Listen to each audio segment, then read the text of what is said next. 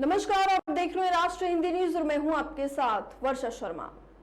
गाजीपुर जनपद के गेहमर थाना अंतर्गत स्थानीय ग्राम में सोमवार की रात घर के बाहर दरवाजे पर सोते समय उत्तर टोला नरवा घाट निवासी विकी बिंद की चाकुओं से घोंपकर हत्या कर दी गई। सूचना पर पहुंची पुलिस ने शव को कब्जे में लेकर पोस्टमार्टम के लिए जिला अस्पताल भेज दिया है। मृतक के पिता की तहरीर पर पुलिस ने 2 भाइयों के खिलाफ मामला दर्ज कर मामले की जांच शुरू कर दी है। इससे पहले भी मृतक पर 26 जून 2021 को शराब की बोतल से हमला हुआ था। इस मामले में 2 लोगों पर मुकदमा दर्ज हुआ था। इस मामले को लेकर पुलिस भी आरोपितों को चिन्हित कर रही है। उत्तर टोला नरवा घाट निवासी लाल बहादुर बिंद ने पुलिस को तहरीर देकर बताया कि मेरा पुत्र सोमवार की रात अपने मित्र अशोक बिंद के साथ घर के बाहर चारपाई पर सो रहा था कि लगभग 2 बजे हमारे गांव का दीपक चौधरी और राजेश चौधरी पुत्र गढ़ शंकर चौधरी वहां पर आए और मेरे बेटे को चाकू से मारकर उसकी हत्या कर दी और गर्दन पर ताबड़तोड़ हमला चाकू से किया, जिससे उसकी मौत हो गई। पुलिस ने शिकायत मिलने के बाद आरोपितों की तलाश शुरू कर दी है।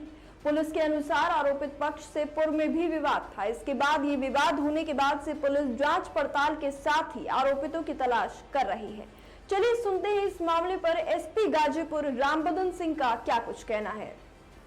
आज रात 2:30 बजे गेहमर थाने में एक सूचना आई थी कि गेहमर में उत्तर टोला में एक व्यक्ति का से चाकू मारकर घायल कर दिया गया है। जो घायल था उसका नाम विक्की चौधरी है और फिर उनके घर से पूछताछ की गई तो उन्होंने बताया कि एक राजू और दीपक मल्लाह हैं जिनकी बहन पूजा थी, जिससे बातें करता था। उसी के उसमें इन लोगों ने उसको मारा था। बाद में उसकी डेथ हो गई है। इस घटना पर इस सूचना पर उसका तहरीर लिखी जा रही है। मौके पे लॉ एंड ऑर्डर की कोई समस्या नहीं है।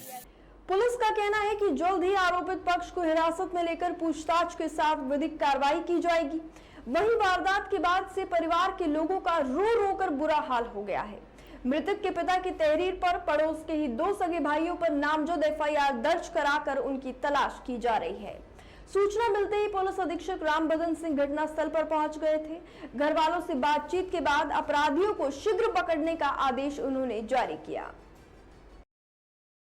कल ब्रह्म निवासी गौशाला परिसर में शाम 4 बजे विश्व हिंदू महासंघ के राष्ट्रीय अध्यक्ष आदित्यनाथ योगी के जन्मोत्सव का दूसरा दिन गौ सेवा के लिए अर्पण किया गया। जिला अध्यक्ष सच्चिदानंद सिंह की अध्यक्षता और गौरक्षा प्रकोष्ठ के मंडल संयोजक संजय पांडे के संयोजकत्व में वाराणसी स्थित ब्रह्म निवास गौशाला में गौ माता को भोजन कराया गया, जिसमें वाराणसी जनपद के मुख्य संगठन और गौरक्षा और मातृशक्ति प्रकोष्ठ के सभी पदाधिकारी और कार्यकर्ता अपने अपने जिला और महानगर अध्यक्ष के नेतृत्व में उपस्थित होकर उन्होंने कार्यक्रम को सफल बनाया। मातृशक्ति अध्यक्ष गायत्री सिंह ने इस मामले को लेकर, इस पूरे अवसर को लेकर क्या कुछ कहा, चलिए सुनते हैं। तो जो गाय का भभूत होता है वो बहुत सारे जो है मूत्र से रिलेटेड, पथरी से रिलेटेड, पेट से रिलेटेड रोग का नाश करता है। तो जो हमारा जो वैज्ञानिक जो हम लोग हवन करते हैं, गाय का पूजा करते हैं, जो हमारा हिंदू धर्म है सिर्फ ये धर्म नहीं है, ये धर्म के साथ विज्ञान को जोड़ करके, हमारे वेद में जो लिखा हुआ है धर्म और विज्ञान को जोड़ करके ही हम लोग जो है। राष्ट्रीय अध्यक्ष योगी आदित्यनाथ द्वारा सनातन हिंदू धर्म का पालन करते हुए, जिसमें गौवंश को मां तुल्य माना जाता है, उस परंपरा को आगे बढ़ाते हुए गौ सेवा को ही अपना धर्म मानते हुए प्रतिदिन गौ माता की सेवा करते हुए आशीर्वाद प्राप्त कर उत्तर प्रदेश में मुख्यमंत्री का कार्य प्रारंभ करते हैं, जिनके नेतृत्व में पूरा प्रदेश विकास के शिखर को छू रहा है। वो कोई और नहीं, वो मुख्यमंत्री योगी आदित्यनाथ है। इसके अलावा हम जानेंगे मंडल संयोजक गौरक्षा प्रकोष्ठ संजय पांडे, उनका इस अवसर को लेकर क्या कुछ कहना है। कि हम एक ऐसे युग पुरुष की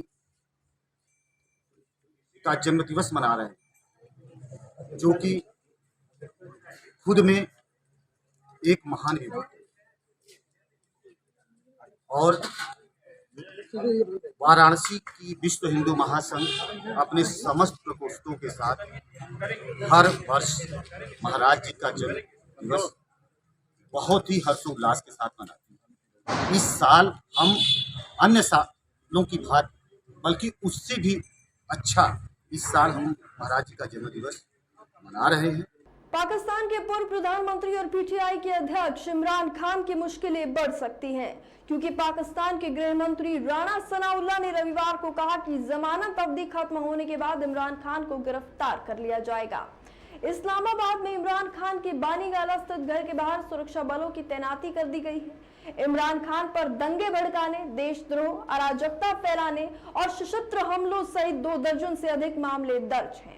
बता दें कि इस्लामाबाद में पीटीआई के दूसरे लंबे मार्च से पहले पेशावर हाई कोर्ट ने 2 जून को इमरान खान को 50,000 रुपए से मुचलकी पर 3 सप्ताह की ट्रांजिट जमानत दे दी थी।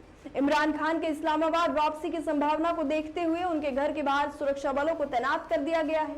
गौरतलब है कि पाकिस्तान के पूर्व प्रधानमंत्री इमरान खान दंगे भड़काने और देशद्रोह जैसे संगीन मामलों के साथ करीब 2 दर्जन से अधिक मामलों में आरोपी हैं। इस मामले पर शहबाज शरीफ सरकार में मंत्री राणा सनाउल्लाह ने कहा कि एक लोकतांत्रिक समाज में कोई ऐसा शख्स किसी राजनीतिक दल का मुखिया कैसे बन सकता है जो लोगों को उकसाने का काम करता हो और जिसने अपने विरोधियों को देशद्रोही बताते हुए नैतिक और लोकतांत्रिक मूल्यों को ताक पर रख दिया हो। उन्होंने कहा कि अदालत ने जो उनको सुरक्षात्मक जमानत अवधि दी है, उसे खत्म होने के बाद उन्हें गिरफ्तार कर लिया जाएगा। आजमगढ़ और रामपुर लोकसभा सीट पर उपचुनाव में कांग्रेस ने उम्मीदवार नहीं उतारने का फैसला किया।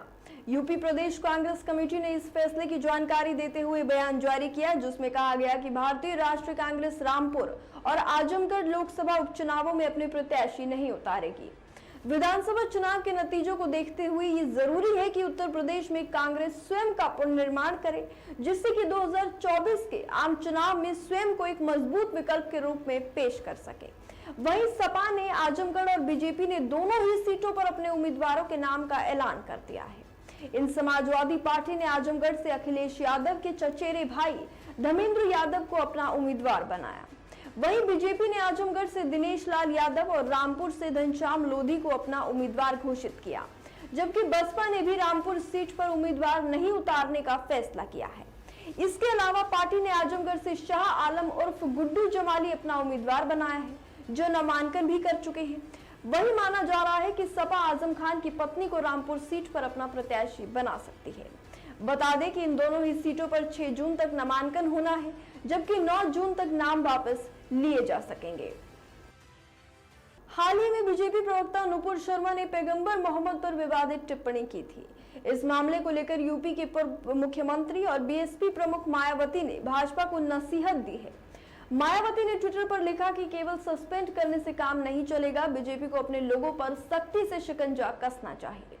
बसपा सुप्रीमो ने बीजेपी को नसीहत देते हुए अपने आधिकारिक ट्विटर हैंडल पर लिखा कि देश में सभी धर्मों का सम्मान जरूरी है, किसी भी धर्म के लिए आपत्तिजनक भाषा का इस्तेमाल उचित नहीं।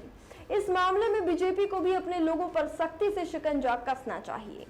केवल उनको सस्पेंड और निकालने से काम नहीं चलेगा, बल्कि उनको सख्त कानूनों के तहत जेल भेजना चाहिए। वहीं अपने एक अन्य ट्वीट में मायावती ने लिखा कि इतना ही नहीं, बल्कि कानपुर में अभी हाल ही में जो हिंसा हुई है उसकी तह तक जाना बहुत जरूरी है। साथ ही इस हिंसा के खिलाफ हो रही पुलिस कार्रवाइयों में निर्दोष लोगों को परेशान ना किया जाए। बीएसपी की ये भी मांग है कि टीवी डिबेट के दौरान नुपुर शर्मा ने जो कथित तौर पर पैगंबर मोहम्मद के खिलाफ टिप्पणी की थी, उस पर नुपुर शर्मा ने जो आरोप लगाया था कि कुछ लोग हिंदू आस्थाओं का मजाक उड़ा रहे हैं, इसको लेकर इसके बाद उन्होंने इस्लामी मान्यताओं का जिक्र किया और कथित तौर पर पैगंबर मोहम्मद पर टिप्पणी कर दी। इसके बाद ट्विटर पर नुपुर की वीडियो वायरल हो गई और उन पर पैगंबर का अपमान कराने का आरोप लगाया। वहीं नुपुर की विवादित टिप्पणी के चलते अब मायावती ने यानी कि बसपा सुप्रीमो ने यह कहा है कि बीजेपी को अपने लोगों पर सख्ती बरतनी चाहिए और उन्हें सामने आकर माफी भी मांगनी चाहिए। और देखा जाए तो इससे बीजेपी की भी काफी किरकिरी हुई है। हालांकि नुपुर ने दावा किया कि उनके बयान को तोड़ मरोड़ कर पेश किया गया है और उस बयान के बाद से उनके परिवार को जान से मारने की धमकियां मिल रही हैं। वहीं अब बीजेपी ने नुपुर शर्मा को पार्टी की प्राथमिक सदस्यता से 6 साल के लिए निलंबित कर दिया है। पंजाब सरकार ने पर्यावरण संरक्षण के लिहाज से प्लास्टिक को जुलाई से बंद करने का निर्णय लिया। ये बात विश्व पर्यावरण दिवस के मौके पर वर्चुअल तौर पर हुए राज्य स्तरीय समागम के दौरान विज्ञान, प्रौद्योगिकी और पर्यावरण के सचिव राहुल तिवारी ने राज्य में पर्यावरण की सुरक्षा को लेकर राज्य सरकार के इस फैसले का ऐलान किया। पंजाब को हरा भरा और प्रदूषण मुक्त बनाने के लिए जुलाई 2022 से राज्य में प्लास्टिक पर पाबंदी लगाई जाएगी। राज्य भर में एसटीपीजी स्थापित करने का ऐलान करते हुए सचिव ने कहा कि ये अत्याधुनिक प्लांट जल प्रदूषण के स्तर को कुछ हद तक घटाने के साथ साथ संशोधित पानी की खेती और अन्य सहायक धंधों के लिए प्रयोग करेंगे। राज्य सरकार ने औद्योगिक इकाइयों में अत्याधुनिक मीटर लगाकर औद्योगिक इकाइयों की ऑनलाइन निगरानी शुरू कर दी है और साथ ही इसकी जांच करने के लिए ऑनलाइन निगरानी स्टेशन भी शुरू किए हैं। आगे उन्होंने कहा कि इस साल 1.20 करोड़ पौधे लगाने का लक्ष्य भी रखा गया है। बता दें कि केंद्र सरकार ने सिंगल यूज प्लास्टिक, खासकर पन्नियों और पानी की बोतलों से पर्यावरण को हो रहे नुकसान को रोकने की दिशा में राज्यों और केंद्र शासित प्रदेशों को एडवाइजरी जारी करते हुए सिंगल यूज प्लास्टिक को चरणबद्ध तरीके से बंद करने की सलाह दी है। केंद्र ने कहा कि इससे स्वच्छ और हरित पर्यावरण की ओर बेहतर बनाने में मदद मिलेगी। सरकार का कहना है कि केंद्रीय प्रदूषण नियंत्रण बोर्ड और पर्यावरण मंत्रालय के निर्देशों के मुताबिक देश के 4,704 में से 2,551 शहरी स्थानीय निकायों ने सिंगल यूज प्लास्टिक को पहले से बैन कर रखा है।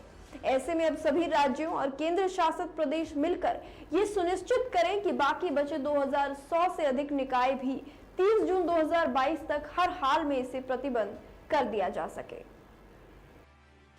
पटियाला की जेल में 34 साल पुराने रोड रेज केस में 1 साल की सजा काट रहे कांग्रेस नेता नवजोत सिंह सिद्धू की तबीयत बिगड़ गई है, जिसके बाद उन्हें कड़ी सुरक्षा में पटियाला जेल से पीजीआई चंडीगढ़ लाया गया। यहाँ उनका चेकअप और टेस्ट किया जा रहा है। बताया जा रहा है कि सिद्धू का खून गाढ़ा होने और लीवर को लेकर प्रॉब्लम हुई है। हालांकि सिद्धू को कोर्ट के आदेश के बाद जेल में स्पेशल डाइट दी जा रही है।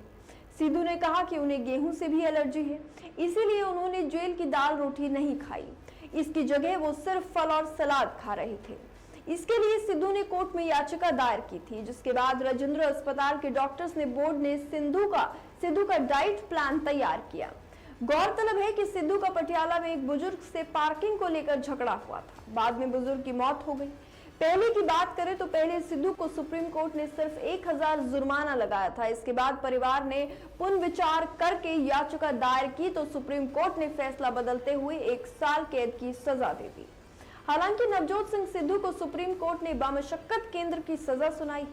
वहीं सुरक्षा को देखते हुए उनसे जेल की फैक्ट्री या बेकरी में काम नहीं लिया जा रहा। सिद्धू को जेल ऑफिस का काम सौंपा गया है और वो अपने बैरक में रहकर ही सारी फाइल्स देखते हैं। लेकिन सिद्धू को अभी काम के बदले कोई वेतन नहीं मिलेगा, क्योंकि अभी वो अकुशल कर्मचारी है।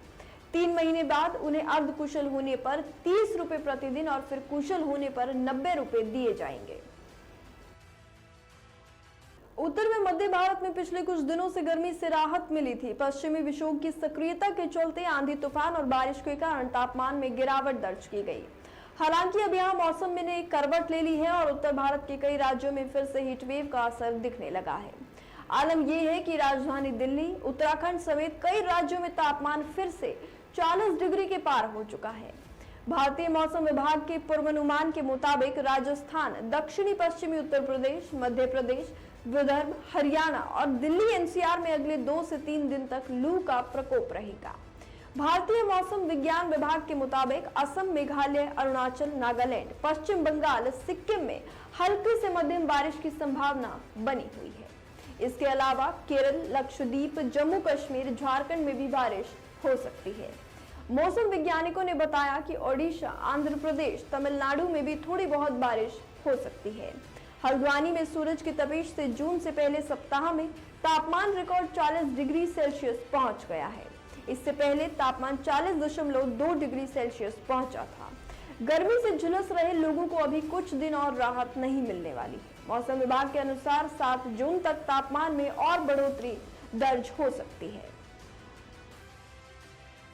कांग्रेस ने पैगंबर मोहम्मद के खिलाफ विवादित टिप्पणी के मामले को लेकर सोमवार को भारतीय जनता पार्टी पर देश को शर्मिंदा करने का आरोप लगाया और कहा कि भाजपा की गलती के लिए भारत माफी नहीं मांगेगा। मुख्य विपक्षी पार्टी ने यह भी कहा कि भाजपा के नेतृत्व को माफी मांगनी चाहिए। कांग्रेस ने कहा कि विवादित टिप्पणी करने वाले नेताओं को गिरफ्तार किया जाना चाहिए।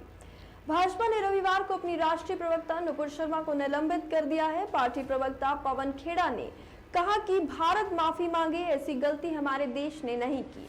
गलती भाजपा ने की है, उसका खामियाजा देश क्यों भुगते। उन्होंने कहा कि प्रधानमंत्री को राजधर्म के बारे में कतर और कुवैत द्वारा याद दिलाया जा रहा है। इससे ज्यादा शर्म की बात कुछ नहीं हो सकती। प्रधानमंत्री और उनकी पार्टी ने हम सब का सिर नीचे झुका दिया है। देखिए पवन खेड़ा की वो वीडियो जिसमें वो सरकार पर और प्रधानमंत्री नरेंद्र मोदी पर प्रवक्ता नुपुर शर्मा के विवादित टिप्पणी को लेकर सवाल खड़े कर रहे हैं। भारत माफी मांगे, ऐसी गलती भारत ने नहीं की है। गलती भारतीय जनता पार्टी ने की है, उसका खामियाजा देश क्यों भुगतेगा। आज प्रधानमंत्री को उनके राजधर्म के बारे में याद दिलाया जा रहा है कतर और कुवैत द्वारा। इससे ज्यादा शर्मनाक बात हम सबके लिए और क्या हो सकती है। एक प्रधानमंत्री और उसकी पार्टी ने हम सबका सर नीचे झुका दिया और भारत माफी मांग रहा है। हमें इस बात को हम स्वीकार नहीं करते कि इसमें किसी भारतीय की गलती है। भारत संविधान की मूल्यों को सदैव आदर करता है। नहीं करते होंगे भारतीय जनता पार्टी वाले तो वो भुगते खामियाजा, वो मांगे माफी। भारत को माफी नहीं मांगनी चाहिए, गलती भारत की नहीं है। प्रधानमंत्री अगर आप सही समय पर बोल देते और अपने समर्थकों को, भक्तों को चुप करा देते, टीवी के एंकर्स जो जहर घोलते हैं वो आप रुकवा देते, तो आज हम सबका सर ऐसे नहीं झुकता जैसे कि आपकी वजह से झुक रहा है। जैसा कि आपने वीडियो में साफ सुना कि खेड़ा ने कहा कि हमारे देश ने गलती नहीं की, भाजपा को माफी मांगनी चाहिए। प्रधानमंत्री जी अगर आप सही समय पर बोल देते और जहर घोलना बंद करवा देते तो आज हमें शर्मिंदा नहीं होना पड़ता। प्रधानमंत्री जी पहले आपको देश के लोगों से माफी मांगनी चाहिए। जम्मू कश्मीर में सोमवार रात से चल रहे 2 एनकाउंटर्स में 3 आतंकी ढेर हुए। सोपोर जिले के जालूरा इलाके में रात करीब 10 बजे लश्कर-ए-तैयबा का एक और कुपवाड़ा में सुबह 2 आतंकी मारे गए। 3 में से 2 आतंकी पाकिस्तानी थे जबकि एक लोकल था। दूसरी ओर बीएसएफ ने सोमवार रात ही कचानक में दायरान में नजर आए एक ड्रोन पर गोलियां चलाई। रात करीब 11 बजे हुई फायरिंग के बाद ड्रोन से जुड़े पोलोड को नीचे लाया गया। पोलोड में बच्चों के टिफिन बॉक्स के अंदर 3 मैग्नेट आईईडी थे जिसमें टाइमर सेट था। उधर कुपवाड़ा में सुबह 6 बजे सुरक्षा बलों और आतंकियों के बीच हुए एनकाउंटर में 2 आतंकी मारे गए। कश्मीर के आईजीपी विजय कुमार ने बताया कि मारे गए पाकिस्तानी आतंकी का कोड नाम तुफेल है। दूसरे आतंकी का नाम इश्तियाक लोन है और जिसने हाल ही में आतंकी रास्ता पकड़ा। पाकिस्तानी आतंकी लाहौर का रहने वाला था। ये जानकारी आतंकियों के पास जब्त दस्तावेजों में मिली। मौके से 2 AK-56 राइफल जब्त की गई है। सुपोर में मारे गए आतंकी का नाम हंजुला है। उसे 2 साथ भाग लिए गए और लेकिन अपने बैग वहीं वो छोड़ दिए गए उन्होंने, जिसमें मिले दस्तावेजों की जांच की जा रही है। पुलिस ने हंजुला के पास से एक AK-47 और 5 मैगजीन भी जब्त की है। शिरोमणि अकाली दल के संरक्षक प्रकाश सिंह बादल को गैस्ट्रिक संबंधी परेशानी के बाद सोमवार शाम को PGI-MER में भर्ती कराया गया था। अस्पताल के सूत्रों ने ये जानकारी दी कि पंजाब के पूर्व मुख्यमंत्री बादल को स्नातकोत्तर चिकित्सा शिक्षा और अनुसंधान संस्थान PGI-MER के एडवांस कार्डियक सेंटर में भर्ती कराया गया और अगर अभी अपडेट की बात करें तो उनका चिकित्सीय परीक्षण किया जा रहा है। सूत्रों ने बताया कि बादल ने गैस्ट्रिक संबंधी कुछ परेशानी बताई थी। उन्हें एक बार उल्टी हुई लेकिन उनकी हालत स्थिर बताई जा रही है। सूत्रों ने कहा कि डॉक्टर्स की एक टीम उनका उपचार कर रही है। इस साल भी शुरुआत में बादल कोरोना वायरस से संक्रमित हो गए थे। फरवरी में उन्हें कोविड के बाद की स्थिति जो स्वास्थ्य था उनका वो जांच के लिए मोहाली के एक निजी अस्पताल में ले जाया गया था। बता दें कि रोडरेज मामले में जेल की सजा काट रहे कांग्रेस नेता नवजोत सिंह सिद्धू को भी इसी PGI में सोमवार को दाखिल कराया गया था। अब बात करेंगे कोविड अपडेट की। बीते 24 घंटे में 3,658 नए मरीजों की पहचान हुई। 2,469 मरीज कोरोना से ठीक हो गए जबकि 7 लोगों की मौत हो गई। अकेले केरल और महाराष्ट्र में 70% नए केस आए। शुक्रवार के बाद कोरोना केस 4,000 से नीचे रिकॉर्ड किए गए। शुक्रवार को 3,945 केस आए थे। इसके बाद शनिवार यानी कि 4 जून को 4,270 और रविवार 5 जून को 4,518 मामले आए। रविवार के मुकाबले सोमवार को नए केसों में 842 की कमी आई। इस तरह से कोविड के मामलों में 5.3% की कमी देखी गई। रविवार को 2,758 कोरोना मरीज ठीक हुए जबकि 9 संक्रमितों ने अपनी जान गंवाई। देश में अभी 25,588 कोरोना मरीजों का इलाज चल रहा है। महामारी के इस दौर में देश में 4.31 करोड़ लोग कोरोना से संक्रमित हो चुके हैं। इनमें से 4.26 करोड़ ठीक हुए, जबकि 5.24 लाख लोगों ने अपनी जान गंवाई। अहम बात यह है कि देश में रोजाना पॉजिटिविटी रेट घटा है। अभी पॉजिटिविटी रेट 1.5% है। ये रेट अगर 5% से ज्यादा हो तो महामारी अनियंत्रित मानी जाती है। केरल में ये रेट 10% से ऊपर हो गया है, महाराष्ट्र में 6% और गोवा में 5%। अन्य सभी राज्यों में संक्रमण की दर जो है वो कंट्रोल में है। कांग्रेस नेता राहुल गांधी आज मनसा पहुंचे। यहां वो पंजाबी सिंगर सिद्धू मूसेवाले के पिता बलकौर सिंह और माता चरण कौर से मिलकर उन्हें शोक जताया। मूसेवाला की 29 मई शाम को गोली मारकर हत्या कर दी गई थी। इससे पहले चंडीगढ़ एयरपोर्ट पर पंजाब कांग्रेस प्रधान राजा वड़िंग की अगुवाई में उनका स्वागत किया गया। राहुल गांधी ने पहले भी सोशल मीडिया के जरिए उनकी हत्या पर दुख जताया था। उन्होंने कहा था, होनहार कांग्रेस नेता और प्रतिभाशाली कलाकार सिद्धू मूसेवाला की हत्या से स्तब्ध और दुखी हूँ। दुनिया भर में उनके चाहने वालों और प्रशंसकों से प्रति जो मेरी संवेदनाएं हैं।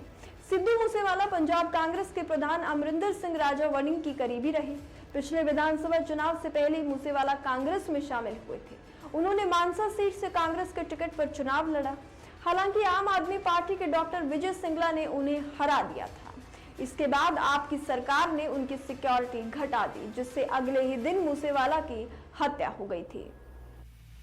भाजपा के पूर्व प्रवक्ता नुपुर शर्मा की तरफ से पैगंबर मोहम्मद के बारे में दिए गए बयान को लेकर इस्लामिक देशों में बवाल खड़ा हो गया है। इस्लामिक देश इस बयान की आलोचना कर रहे हैं और भारत सरकार से इस बारे में जवाब भी मांग रहे हैं। इस कड़ी में अफगानिस्तान का नाम भी जुड़ गया है। यहाँ की तालिबानी सरकार ने भारत को नसीहत दे डाली है। तालिबान ने भारत सरकार से कहा कि वो कट्टरपंथियों को इस्लाम का अपमान करने और मुसलमानों की भावनाओं को भड़काए जाने से उन्हें रोके।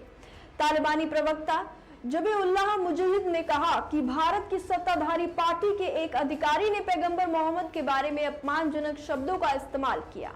अफगानिस्तान का इस्लामिक अमीरात सख्त तौर पर उसकी निंदा करता है। इस मामले में इस्लामी देशों की तरफ से हो रही आलोचना के बाद संयुक्त राष्ट्र ने भी बयान जारी किया। यूएन सेक्रेटरी एंटोनियो गुटेरेस प्रवक्ता ने कहा कि मैंने खुद वो बयान तो नहीं सुना, लेकिन उसके बारे में खबर जरूर देखी है।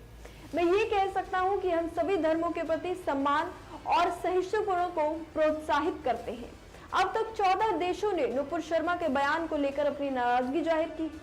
इन देशों में Iran, Iraq, Kuwait, Qatar, Saudi Arab, Oman, संयुक्त Arab Emirates, Jordan, Afghanistan, Pakistan, Bahrain, Maldives, Libya और इंडोनेशिया भी शामिल है।